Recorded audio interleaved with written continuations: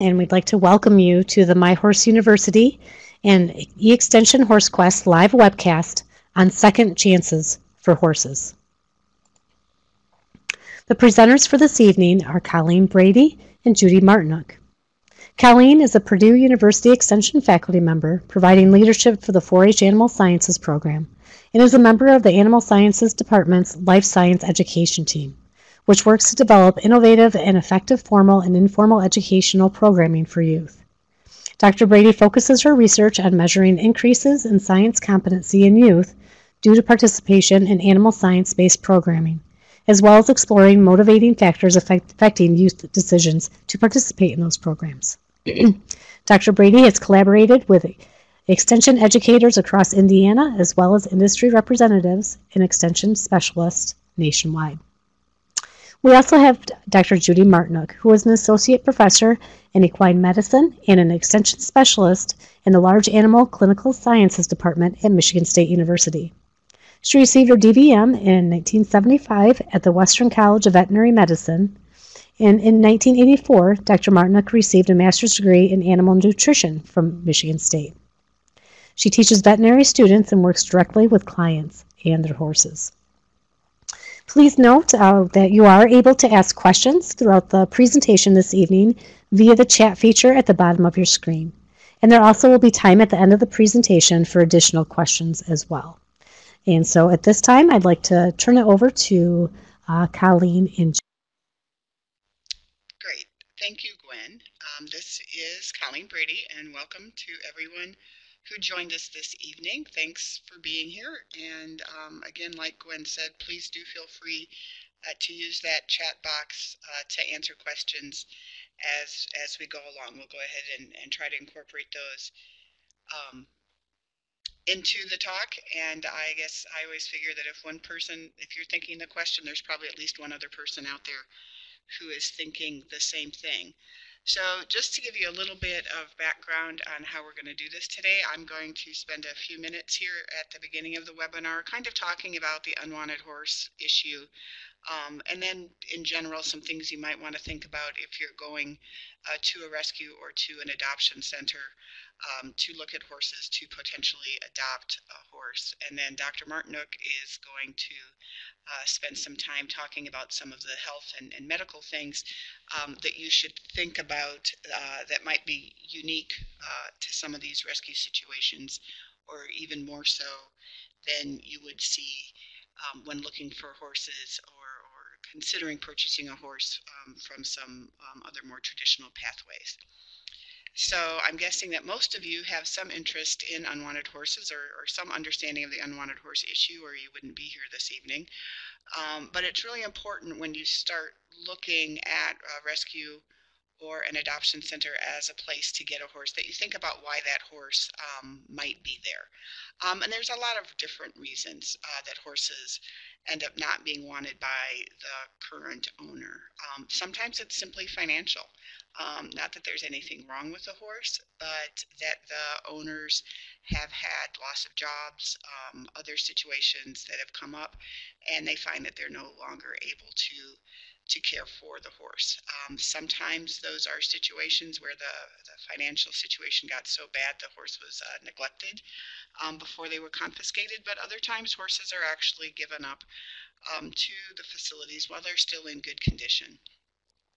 We see lots of situations where horses don't meet the owner's expectations, and so they end up donating them to a facility. This doesn't necessarily mean that the owner's expectations were realistic. That doesn't mean there's anything necessarily wrong with the horse. Again, it just didn't meet the owner's expectations.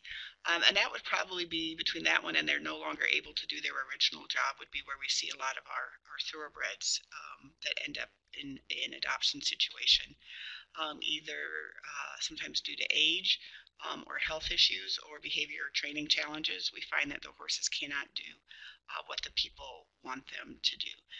And again, like I mentioned, Dr. Marteniuk is going to talk pretty extensively about the health issues you should look for, but behaviors and training challenges are another reason that often you'll see horses that are unwanted and end up in a rescue or or adoption facility. So I always say the first thing you want to think about is why did this horse, if you're looking at a particular horse, why did this horse end up being surrendered to this facility? And is that something that you're ready to take on dealing with that issue? So let's actually go ahead and start here. We have just a quick little poll so we can start to get to know you guys a little bit and kind of what you're interested in. And so we want to ask you if you've ever actually visited either a rescue center or an adoption center. And you can just click up there. Okay, great. So about half and half, okay, have been to either a rescue center or an adoption center.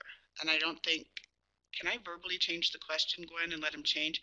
How many of you run? Just pretend that, and I'm going to change the question, so I'm going to ask it if hopefully it'll let you vote again. How many of you run or volunteer at either a rescue center or an adoption center? And just answer on the same thing.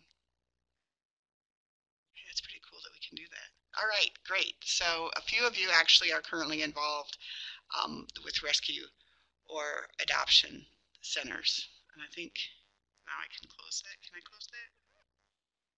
Okay.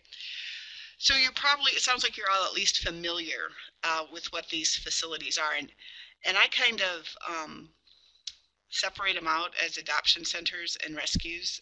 And my kind of thought process on that, when I think about it, is the rescues are are the facilities that you think of when horses need to be confiscated or horses have been neglected and go to a facility. Whereas I think of adoption centers more like specifically some of those in the thoroughbred industry. But either one are third-party facilities that take horses and help them to find new homes. The overwhelming majority of these horses are voluntarily surrendered. We do always hear and see on the news about these dramatic cases where there are horses that are confiscated from abuse and neglect situations and are taken to a rescue. But the majority of horses are actually voluntarily surrendered. And we'll have just a short clip here of a rescue that we visited in Kentucky that actually had just taken in 3 or 4 horses, because a lot of times they have a limit, and those of you that are involved with rescues know a limit to how many horses they can manage and they can sustain. And even in a situation where there are horses that may have a need, every rescue may not be able to fulfill that need. And that's one of the concerns that's arising around this issue now, is that many rescues in many parts of the country are full.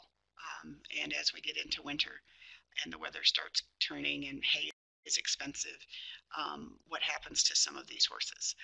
Some horses do end up there after abuse or neglect, and that would be one thing I would really encourage you to try to find out. Like I said, how did this horse end up here? A horse that's been in an abuse or neglect situation may have some different behavioral issues, physical issues that you might need to handle. Most of these facilities, and that's where one thing, this is the target of this, is not to talk about how do you bring back that horse that's been starved. Most of these facilities will be doing initial rehabilitation prior to placement. And another thing you want to find out about from a particular facility is what do they do there.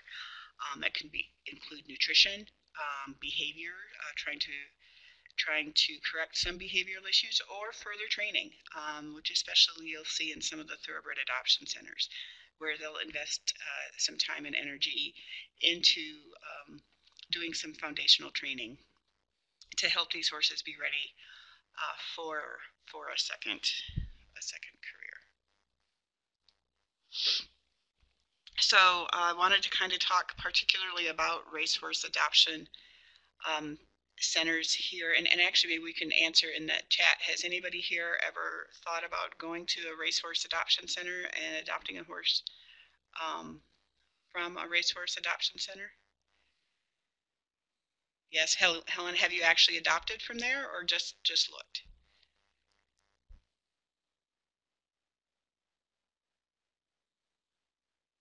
Oh, great. Yep. And actually the first picture, great. is that we had, and I meant to bring it out to your attention, then I forgot, was actually a horse named Dundee. All the pictures I've tried to include in my portion are horses that have come from rescues, and that is a horse that was adopted through one of the racehorse adoption centers in Kentucky, and just competed actually this last year at the USDF regionals in third level dressage. And so you see a lot of these in the horses from these racehorse adoption centers. Okay, one in lessons, that's great. That end up in jumping, dressage, eventing, some of those kinds of events. So there's lots of reasons horses end up there. Clearly, they're not usually Kentucky Derby winners. And they maybe never did race. And so that's always an important question to ask when you're looking at a horse that a thoroughbred or an off-the-track horse or something that goes through one of these racehorse facilities. Yes, you're exactly right, Ray. That's why you really, about them, sometimes their soundness issues are pretty significant. So that's where it's really important to start asking questions right away. Even some horses never did race. Some horses they just knew were slow from the get-go. Maybe it's a gelding that's raced a full career and has soundness issues and can't run anymore. And you need to really think about whether those soundness issues are going to fit into or be a problem with what you intend to do with them. If it's a horse that your goal and only intent is to do some casual trail riding and play with, then maybe some of those soundness issues aren't going to be as big a deal. An old healed bowed tendon that doesn't cause any trouble. But if your goal is to make it a preliminary event horse, that sort of thing might be problematic. So this image here is just a clip off the website from a racehorse adoption center that just basically tells you a little bit about the horse, how tall he is, his pedigree, what his race record was, and clearly he was not very fast if he's only earned $125. And then actually, if we can go ahead, Gwen, and click on the video. This is just going to show, this is a racehorse adoption center again in Kentucky. I'm based here in Indiana, so it's quite close. It's the Maker's Mark Secretariat Center, which is an adoption center for racehorses, actually located on the Kentucky Horse Park facilities. And let's see, but yes, it is worth it to investigate as much as you can. And that's where selecting a good center like this, the particular center there that we just saw that little short piece of video on in Kentucky, they actually have a full history on each horse. And so if you go and look at a horse, they can provide full racing history, full health history, all that sort of thing. So as much as you can trace, yes, you need to investigate, and that does become a challenge a lot of times. With horses, you're actually going to learn more about the horses that you get from the adoption centers a lot of times than you will from a rescue, because often the people that are running the rescue don't know anything else about the horse. So what about general rescues? They're any breed usually. Horses may either be voluntarily surrendered or seized. Like we were just saying, the history may be unknown and the breeding may be unknown. This picture is actually, this is me and my horse Chester, who I actually got at from a rescue in Ohio. He was voluntarily surrendered, and that's all I know about him. We've just, actually, it's kind of fun with my friends. I put his picture around. We're like, well, what do you think he is? He was marketed as a warm blood thoroughbred cross. I think that's probably what he is. It's either that or an appendix quarter horse. There's definitely thoroughbred in there because he has incredibly flat feet. And we even have to guess at how old he is.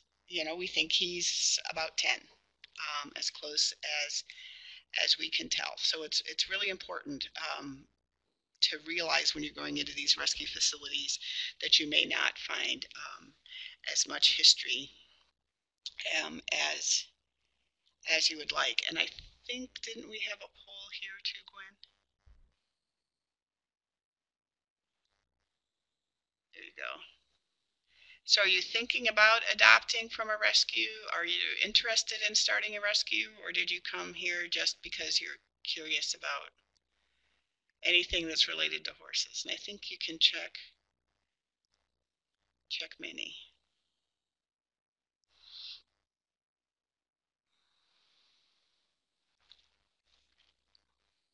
Yeah, it does definitely take some extra investigation. Like Allison here mentioned, when you're looking at these horses, because a lot of times the information either isn't known. When you have horses that have been passed, whether it's the thoroughbreds or other breeds that have been passed from owner to owner to owner, a lot of times you do lose history there. Registration papers often are also lost and misplaced, which makes it harder to track back even show records. I know that the barn name for my horse that I call Chester, his barn name at the place I got him was Harvest Moon, is what they called him. So they called him Harvey.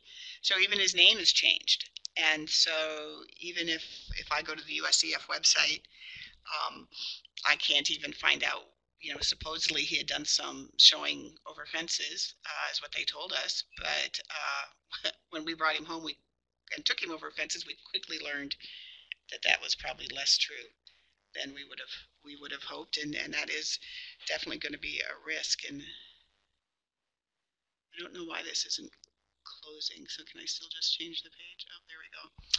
So what kinds of things do you need to think about before you go? There's definitely going to be some limitations, as we've discussed, about what we're going to be able to know about every individual horse. But what you can do is learn as much as you can about the facility and try to work with a facility that has a good reputation and is well respected for taking it seriously to help match horses with people that are appropriate. So learn as much as you can about the particular facility. Are there certain breeds that they work with, like the thoroughbreds? Who's their target audience? Have they been around for a while, and do they have a good reputation in the horse community as being there? Are they for profit, or are they a charitable organization? Yeah, you ended up with one. Terrified of trail, but parade worthy in front of a card. Yeah. Yep. No one knew everything. Yep, except that he was difficult. Well, good for you, Ray, to get him back on solid ground. And you definitely do see a lot of variation in these horses. But if you can talk to other people that have adopted from this particular rescue, or even I have found just visiting with some people as we were preparing for this and interviewing the people that were running the rescues, you really can find a lot about their philosophy. Why are they in this business? Are they really in it in the best interest of the horse? And when you go to the facility, and actually, Gwen, let's go ahead and show this little bit of video. And I'm going to put here the full link for the video, because we're just going to see a piece. But this is a piece of a video that we made here with E-Extension and HorseQuest. About going to look at horses and some things you should look for in so one thing that I want, I'm just going to this is Dr. Kathy Anderson from Nebraska is narrating this. Okay, go ahead. So one thing that I want to do when I get out here to the barn is I want to just take a general observation of the whole barn and the facility where the horse is kept. Just want to get an idea of the general upkeep and is it safe and look like these horses are cared for in a very nice, correct manner. The place doesn't have to be a super fancy, but just so long as it's sensible and well cared for, and that the stalls are in good shape, there's good footing, there's good bedding, the feed looks relatively clean and healthy, and it's an overall good environment for these horses to be in. When I first arrive at the barn, I wanted to take note to see if the horse is already standing outside, tied to the arena, saddled like he's been ridden already before we got there. I'd really prefer if he's just standing in a stall so that I can get a feel for what that horse is like for his manners in the stall and some of his ground handling manners. When we go in to catch the horse, I'd like to see, does he come and approach you? Is he have a bright, pleasant expression on his face? And just kind of get an idea of what he's like for his manners when he's in the Okay, great. So those are just a few, and like I said, that's just a little excerpt out of that video, which I did put the full YouTube link in the chat box there. Or if you subscribe to the EX Horses YouTube channel, you'll find it there.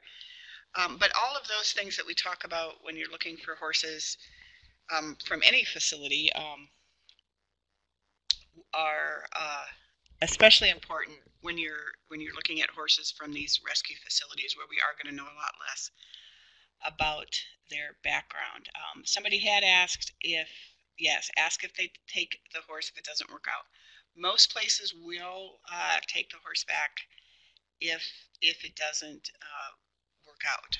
But as much work as we can do ahead of time to help make sure that, and actually, Helen, that question leads right into my next slide, that another thing we should also know is is the facility doing training or only doing rehab?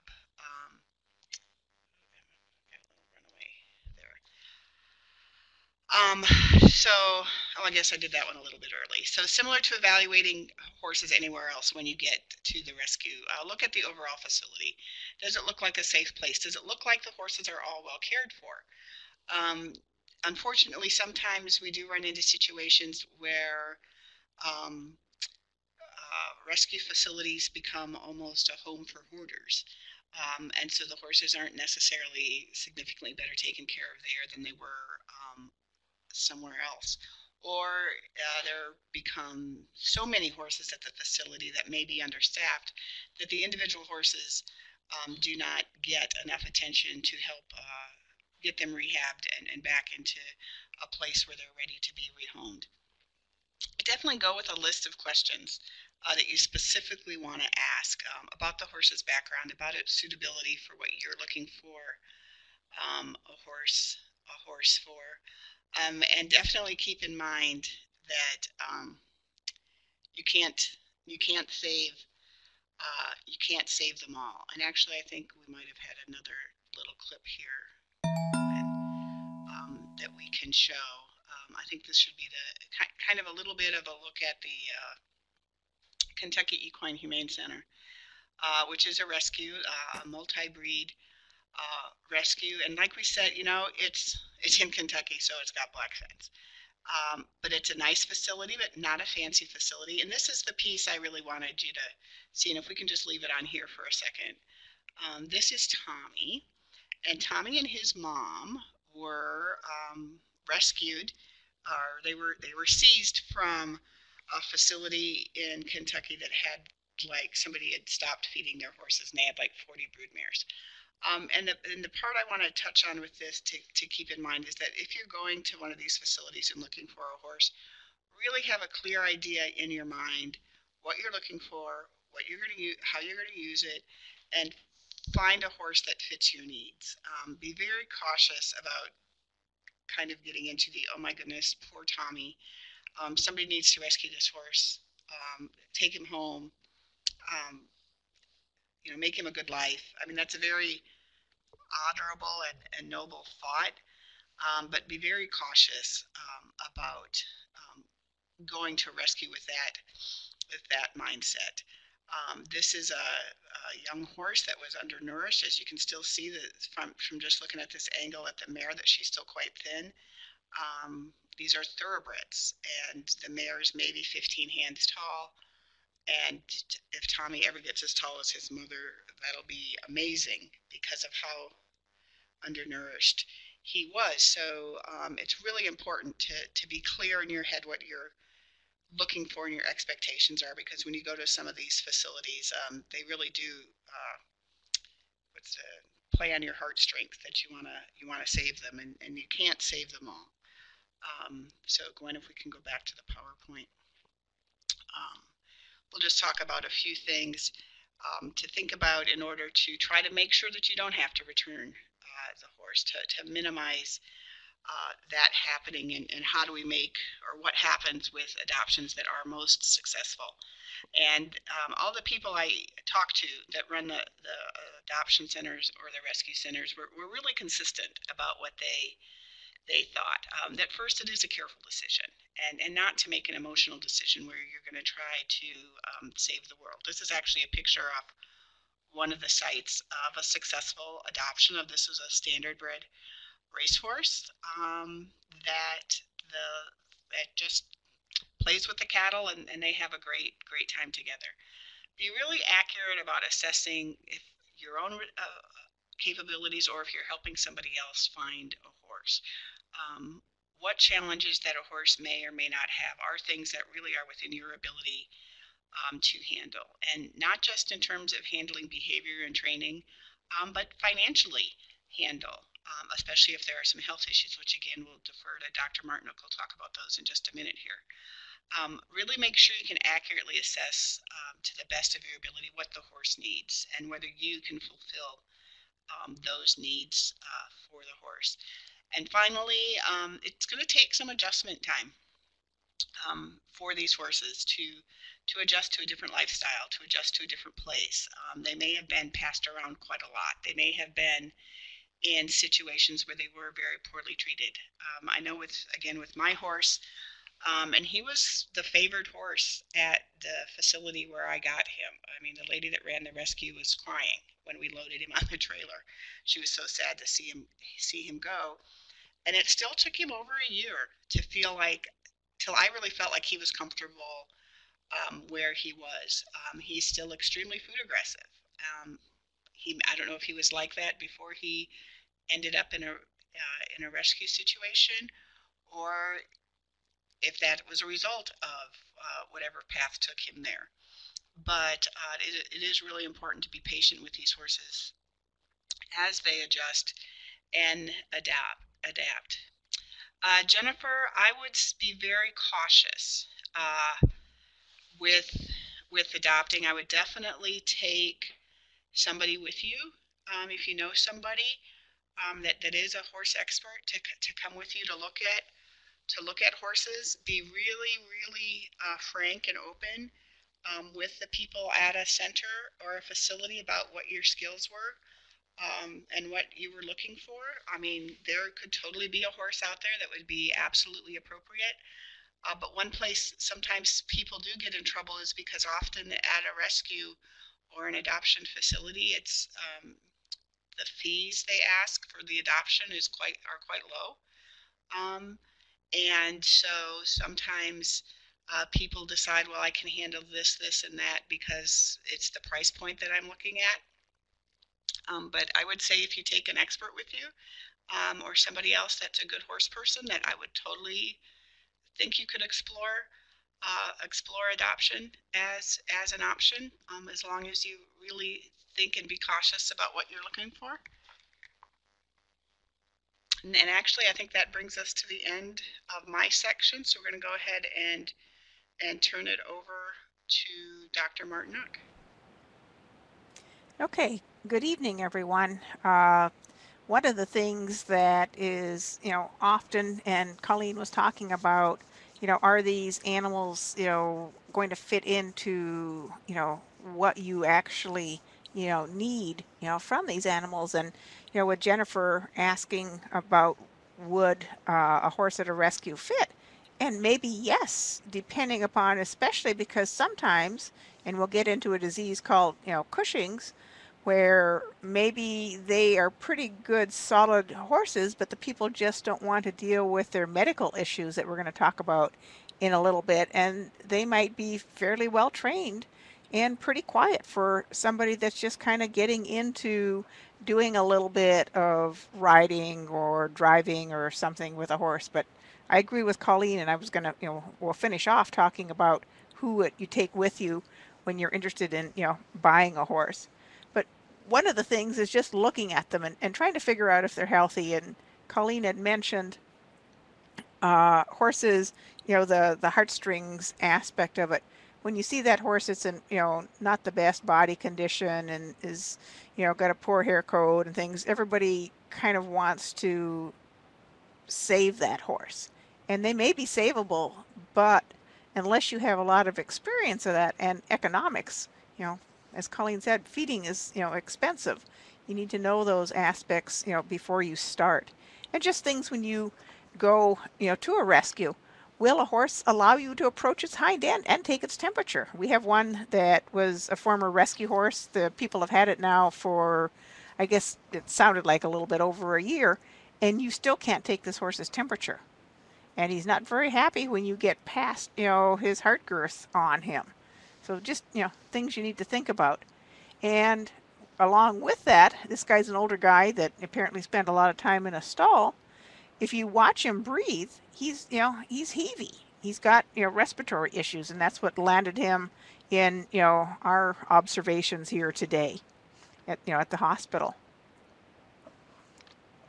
Okay, Gwen, I'm trying to get this thing to play the game of transferring slides. Didn't want, okay. But, health considerations we're going to kind of, touch on, and, that's essentially what we're, really doing is just touching on these because we don't have time to go into them in depth. But to give you an idea of things you, should think about as, you look at a horse at either an adoption facility or a rescue facility.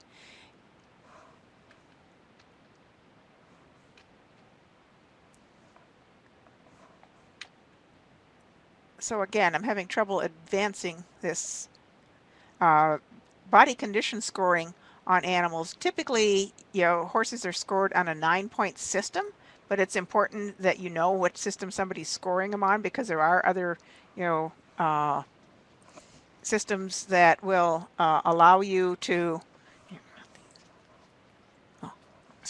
allow you to look at horses and score them on another common one is a 5-point scale, but I'm more familiar with a 9, and that's typically what I use. And so if you look at the horse at the top here and you look at this next horse, they are exactly the same horse, spaced by about 6 months in time aspect. This horse, hair coat, looks a lot, shaggier, bleached. You can see ribs, you can see backbone. It takes time to get the horse looking like this. Now, this horse is probably pretty, comfortable around people because he's tired and thin and maybe not healthy, depending on what's going on. This horse may not have the same temperament as all that the horse, in the upper picture had, simply because now this horse is fit, in good body condition, good hair coat, and some of these guys may turn into something like this where they've ripped the lead shank out of the handler's hand and is standing there going, I'm going to do it my way. So that's something really to pay attention to, that if you don't have a lot of experience with horses, you really shouldn't be buying a horse like the horse in the, upper part of the screen, where it may not be anywhere near as nice as it was at that moment in time. And as Ray is saying, this horse down at the bottom may turn into a very nice horse, but you've got to realize it's going to take a long time, or potentially a long time, and you have to have the knowledge or somebody to help you with the knowledge and the patience. And patience is very important with these guys. The other side of the scale is the horse, too heavy? And that can happen just as easily, and there's just as many problems associated with a horse being too heavy as too thin. The horse here in the upper picture, that is actually an Andalusian. Kind of looks like a Percheron, but is truly an Andalusian.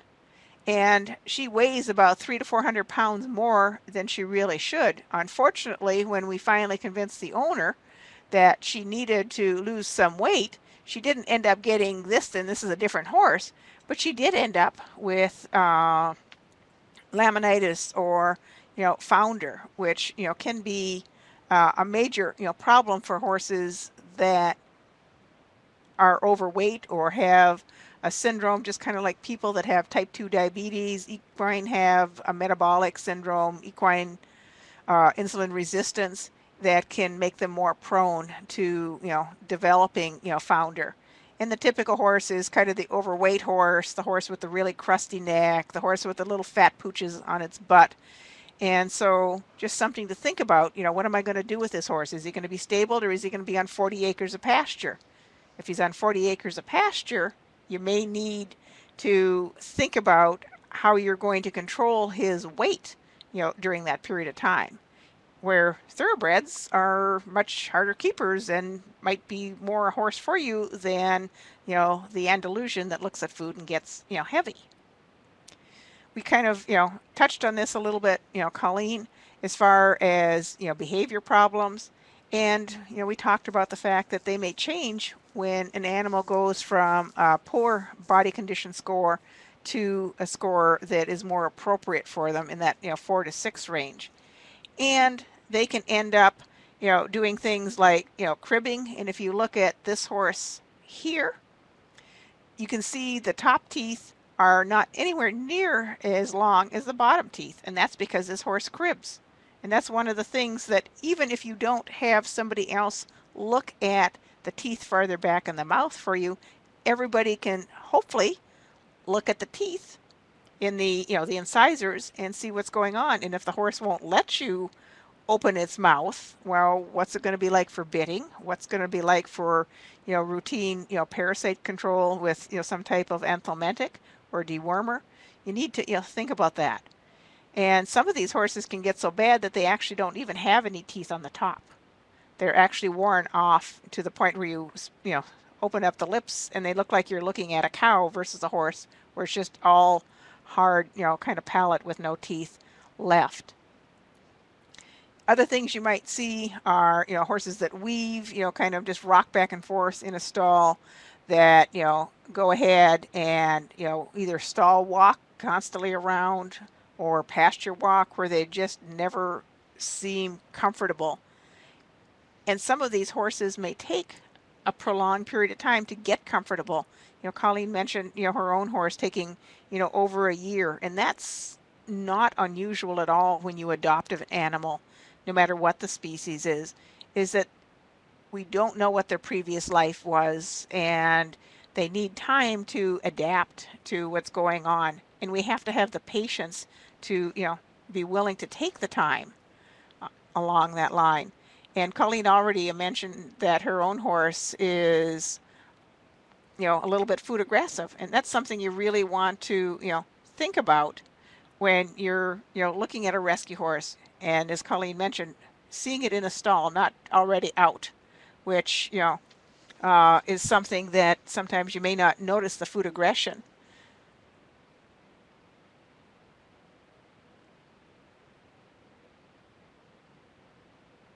And I was just trying to, read here real quick. Colleen was talking about, the learning lesson they had, had on pasture-associated laminitis. So there's more information out there if you're interested in some of these, aspects that we're just kind of touching on. I'd mentioned Cushing's disease as well, and this is a disease of older horses. And a number of these horses may end up in, rescues. They're older horses. People may be older, they may not be able to take care of them anymore. The most common things you'll see with these animals is a longer hair coat that takes longer to shed in the spring, comes back earlier in the fall. Initially you might see just longer hair on the extremities, lower legs, kind of underneath the chin. Maybe the barrel doesn't shed quite as well as it has in the past. And many of these horses need to be body clipped, even if we treat them with the drug called pergolide. And pergolide is not a cheap drug to put these horses on. It does help them immensely. This is a degenerative disease. It doesn't stop the disease. The disease continues to progress, although the quality of life these horses have when they're on pergolide, is better. They get a better attitude, Cushing's horses tend to be very mellow, very quiet as a rule. And, you know, a number of these horses can actually be managed without the drug. And because they do have a very quiet, mellow personality, and many of them have done a lot of things during their lifetime, they may be an ideal horse for a beginning rider, or for, you know, somebody that wants to start taking lessons. You know, the stable I have my horse at, or one of my horses, they have a number of cushionied horses at the farm, and these horses do a great job of giving riding lessons because they've been there, done that. And the stable manager is willing to, you know, treat these horses because she realizes that they are a good asset to her, you know, to her riding program or to her lesson program. They are more, you know, prone to developing founder laminitis, so we really need to pay attention to their feet, their diet, you know, potentially, you know, having them on this drug. And, you know, Ray is mentioning too that, you know, they use them at a therapeutic riding center.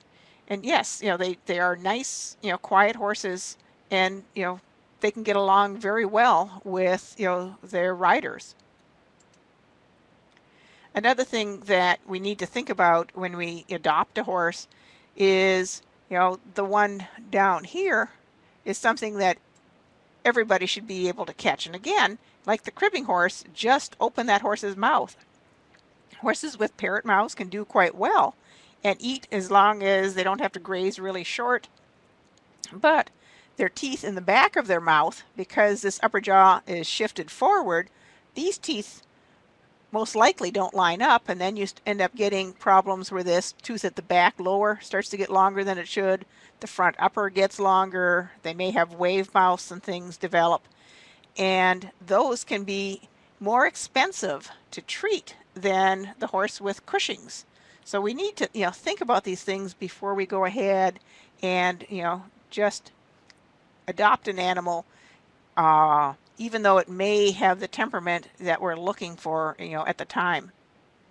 And you want to ask a rescue. A number of rescues will have dentists, or, you know, whether they be lay dentists or veterinarians, that try to help them maintain the teeth on these animals, try to, you know, do as much as they can to make them more adoptable.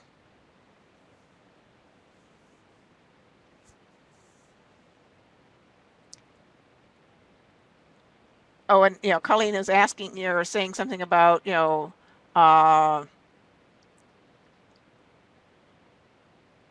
yes, and it is, you know, the hormonal changes that make them, you know, feel more mellow. It's, you know, more like the dopamine that they just get more of a relax. So it is a brain chemical.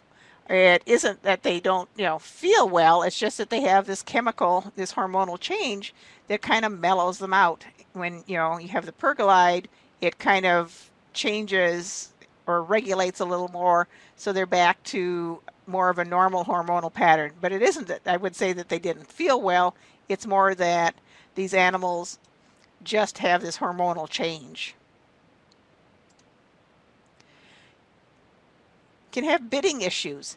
If you look at this horse here, this skeleton, if you look at this little pony, it's a little pony skeleton, and this was like a late 20s to early 30s, and this horse's teeth weren't maintained. You can see how dominant or how large these upper teeth are, and they've actually eaten right into the jawbone on the lower ones. This is a horse that may be a great pony. You can correct his, you know, teeth here in the fact that we can get these shorter so they don't continue to, you know, cause pain to him, but he's never going to eat hay. He's going to have to live on grass when it's available, and when it isn't available, he's going to have, you know, complete feed. And if any of you have bought complete feed lately, you know, a bag costs, you know, 50-pound bag costs about $30, and horses need to eat about 1.5% of their body weight anyway. So a 1,000-pound horse, a bag of senior lasts you 3 days. So you're spending $10 a day to keep this animal in, you know, good body condition. Or you may get teeth along this line where they're just actually locking up because this tooth is extremely dominant, long, kind of along that line, and is, you know, changing dramatically how the, you know, the horse can chew. Heaves, another thing that can be, a major concern. It develops when horses, are exposed to dusty and moldy feeds. The older the horse, the more likely they can get into having problems with heaves. When you watch a horse breathe, and especially, if you work them, they should settle back to a normal respiratory rate pretty quickly. Or if they're in the barn and you walk in and their nostrils are flared like this, they're having trouble breathing. You can also see that effort, on their chest wall when they're breathing. And a lot of times, these round bales up here are the culprits in the fact that even good round bales, if you have a horse that has a tendency to have heaves, as the one that came into the clinic today, when horses put their heads in the middle of a round bale to eat, they're not really getting good, clean, fresh air. Heavy horses also need to live outside and have a run-in, run-out shed. If you want this horse to be a show horse and you want to haul him to a lot of different show grounds, the likelihood of getting a stall that is appropriate for them is much harder because you're not sure where they're going to end up in the the barn at that show. But if you have a horse that has a tendency to be this way, make sure you ask the showgrounds, can I get a stall near the end? Don't have them in his stall when somebody's sweeping the aisle. You're just trying to do things to minimize the dusts and the molds. And a lot of these horses that are very severe have to go on soaked or steamed hay or complete feeds or things just to make them more comfortable. Lameness, Colleen, touched on this. Are they sound? And that may be why this horse ended up at a rescue as well. And depending upon the severity, it may be debilitating or it may be manageable. If it's an older horse that just has a little bit of arthritis, it's not going to be competitive anymore. But again, these can make very good first, mounts for people, lesson horses, just because they've probably been there and done that. But you need to be careful when you adopt one of these animals in the fact and there's no guarantees, anytime you buy a horse, whether it's from a rescue or an adoption center or from a private party, it's kind of like buying a used car. But consulting different people and spending time with the horse and everything will give you a better idea if it matches for what you're looking for. And the nice thing about horses is that it's symmetry, so you can look at both legs. Do they look the same all the way down? Are there more bulges and bumps and things on one leg versus another? And you want to watch horses at all gaits if they're going to be a riding horse, because some animals will show lameness more depending on what the problem is, if it's on a soft footing or a hard footing.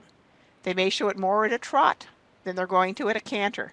So you need to look at these animals and really decide, can I live with the problems this horse really has?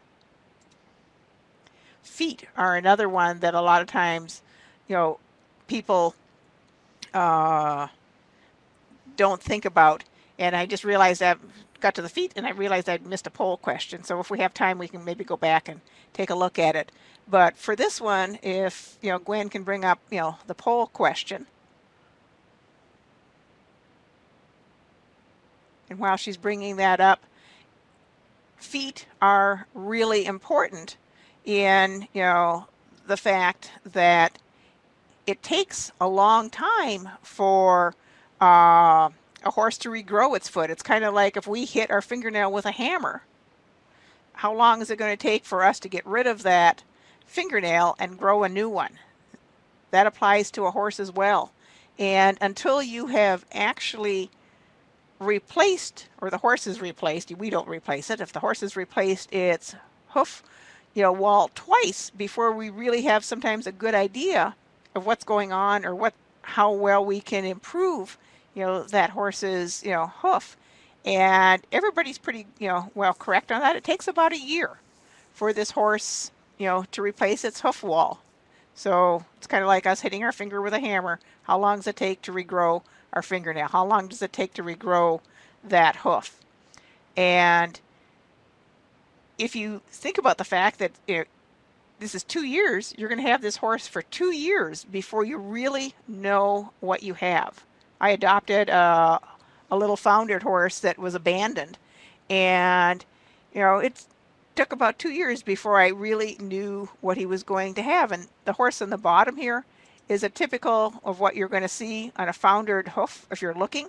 Horses can have these growth rings, but a growth ring where they've changed weather, diet, something, should be symmetrical. So the distance from the coronary band to the growth ring should be the same at the front of the foot as it is at the back of the foot. And you can see in this horse how much farther down we have to go before we get to the bottom of this growth ring that's not as deep on the front. And that's a typical laminitis foot. Having seen that, you need to think about, okay, do I want to, invest in this? How much problem is there? Is this a fat horse? What's going on? A lot of rescue horses that have been stuck in stalls for a long time in their life, may end up with feet that look like this. I work with a couple of donkey rescues, and it's not unusual for donkeys, to end up with a foot like this. They don't get trimmed. They're on soft footing. Their feet don't wear. Donkey feet are a lot of times harder than horse feet, and they end up with their feet curling up. To know if this foot can turn into a normal foot is going to take some trimming, it's going to take some radiographs, it's going to take some time. So it's, it's things we have to think about.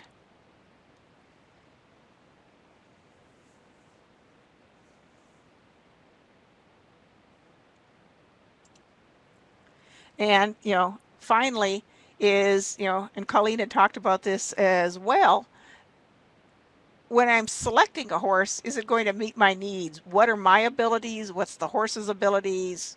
When I'm doing a pre-purchase exam for anybody as a veterinarian, and I don't do them as often anymore now in my current job, but I always kind of look at it in a way that the pair, the horse and the human, have to have a pretty well 100% knowledge. If the horse has none, i.e. a green horse, the human has to have a lot. If the horse has a lot, like an old, maybe cushingoid horse, it makes a great lesson horse, the human doesn't have to have as much. And so, we can go back and forth, and you kind of play with that percentage of, where do I sit on the, how much knowledge base do I have? How much patience do I have? How much time do I have to, invest in this animal?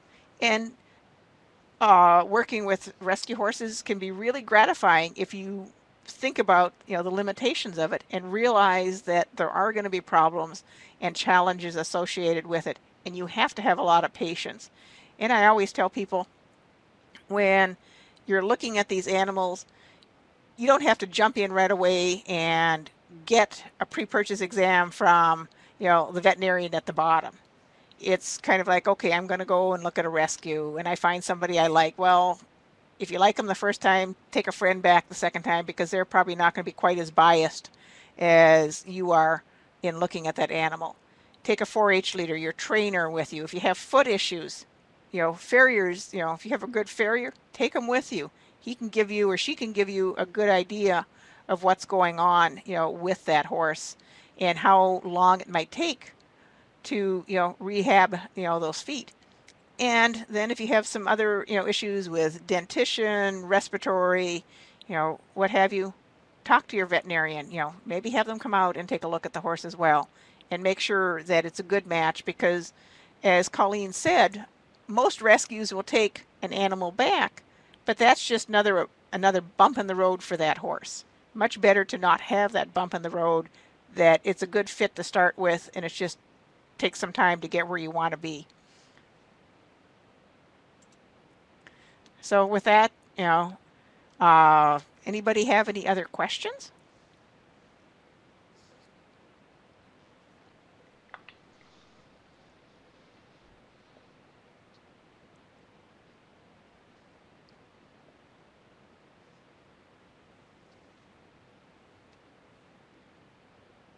Since we have a little bit of time, I don't know, Gwen, if you want to pull up that poll that I forgot about as far as, dentition.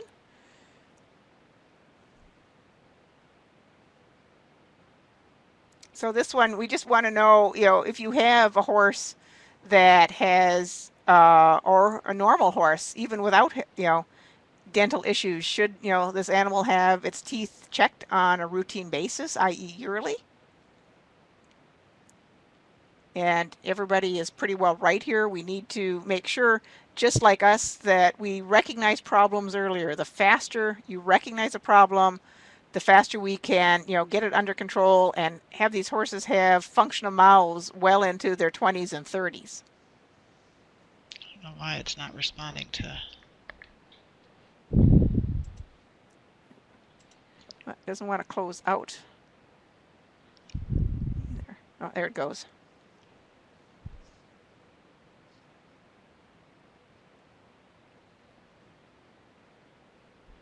Great. Oh, do you want that one, Colleen, about auctions, or do you want me to take it? Well, it's not responding. There we go. Whew. I was not responding there for a minute, Judy, so I'm a little behind. Oh. What should you consider when you buy a horse from an auction? Wow, Annie. I think I would consider buying a horse from somewhere else. Not to be too flip. It depends on the type of auction.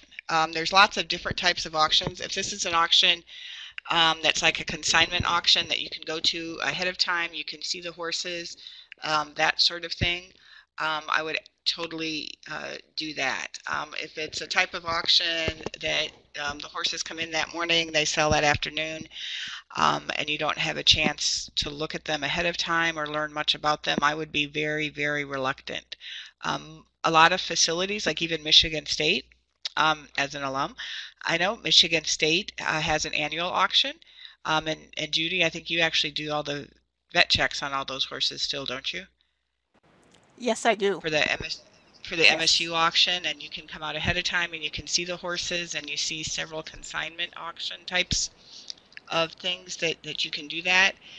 So I would say with that type of an auction, the same kinds of things we've talked about here or that are on that other video that I shared to consider. The type of auction that's, like I said, like a day auction, the horses come in, they're immediately put out there. You'd have to have a lot of expertise because you don't have much opportunity to get much background. I don't know, Judy, if you have anything to add to that. On top of that, you can actually even be a pretty darn good horse person and still get caught at one of those type of auctions, because unfortunately there's a lot of drugs that are out there that can modify behavior, and you might see this horse go through and look like a great child's horse. It's just kind of walking through the ring with this child on its back and the perfect horse, and then the next day when you get it home, it isn't the same horse, essentially because the drugs have worn off, or it may be, depending upon the drug, several days later it's no longer the same horse. The other thing is those type of auctions are kind of like putting children in daycare for the first time. Everybody may go into that auction healthy, but 3 to 10 days later, a lot of those animals may be sick, and one of the respiratory diseases you worry about is strangles. And again, most horses recover from that, but it can be a pretty intimidating process to go from being sick to draining abscesses and potential weight loss, and the fact that you can't take your horses out or shouldn't be taking your horses out because it's a highly contagious disease. And even without strangles, there's still rhino and flu and those aspects that go through those auctions, and you can get those at consignment auctions too, but you at least have a better idea of where these horses have come from. And Jennifer, I don't know that I'm where are you from? What area? I know our 4-H auctions generally are selling livestock at the end of the county fair here in Indiana. So I'm not real familiar with 4-H horse auctions. I would like to think that they were a little more on the up and up. But again, I'm not really familiar with the type of auction that you're talking about.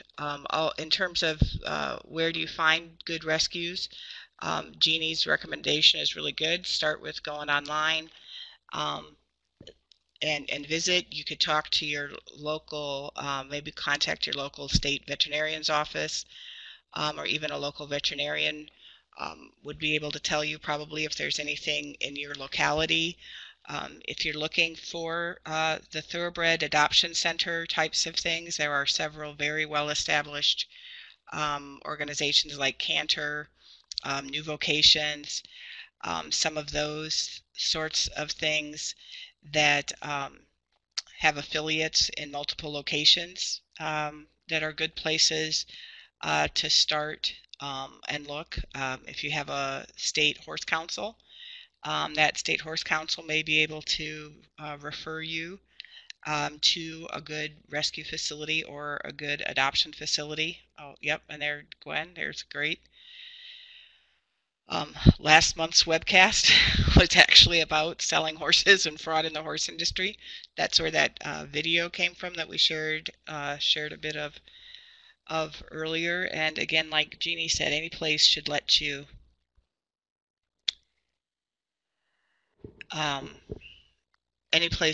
come visit.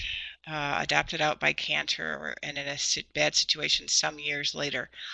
There's only so much, especially when the horse if it goes from whoever adopted the horse from the facility, then chooses to sell the horse, several years later. That's really, I would not hold the facility accountable for that. I do, when I was at the Secretariat Center, they actually had a horse that had just come back that had been adopted out several years ago and came back to them due to some life changes in the family. And it's kind of a funny story. This little thoroughbred gelding had been adopted by a person who trained tigers for the circus. And so he came back with an assortment of new cute tricks that he had learned, and they were actually showing him to somebody else the day that I was there. But yeah, it's really hard. Canter has an excellent reputation. And so my guess would be that what happened is that whoever adopted the horse from Canter then sold the horse to somebody else, and that's probably how it ended up in a bad situation. And unfortunately, that's something we can't ever control when we whether we sell a horse or rehome a horse. What happens when it goes to the next stop down the line? And most rescues, if they're reputable rescues, try very hard to keep somewhat track on their animals they adopt out. But again, it's extremely hard, and they don't have the resources to continually track these animals, and all we can do is rely on the integrity of the people that adopt those animals, that if they can no longer provide adequate care, they contact that rescue again, which are probably going to be more than willing to take that animal back, but they have to have the opportunity to take that animal back, and unfortunately some people never give them that opportunity. That's a really good point. I bet if they would have contacted Canter, I bet they would have taken the horse back. Does anybody have any additional questions for us?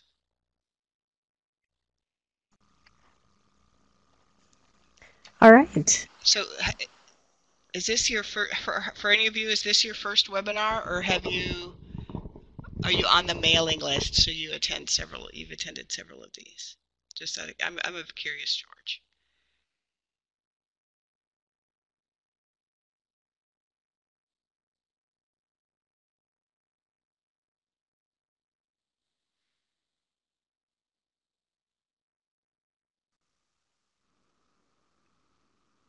Well, welcome for those of you that are attending. Thank you for those of you that are attending for the first time. We're glad to see some new people. And I think you'll automatically be on the mailing list now, so that you will receive information on the future ones. And Gwen can tell you more about that. Well, yeah. So let's kind of wrap up here a little bit, since we're kind of towards the end of our time. So first of all, I'd like to thank Colleen and Judy, and Colleen and Judy, if you can make sure to mute a second. There you go. I'd like to thank both of you for giving this great presentation tonight, and thank you, of course, to everyone who participated as well, and your questions and everything are very much appreciated. One thing that we'd really love to hear back from you guys a little bit in terms of what you thought of our webcast. And here's a link to our survey. I'm also going to paste it here down in the chat as well.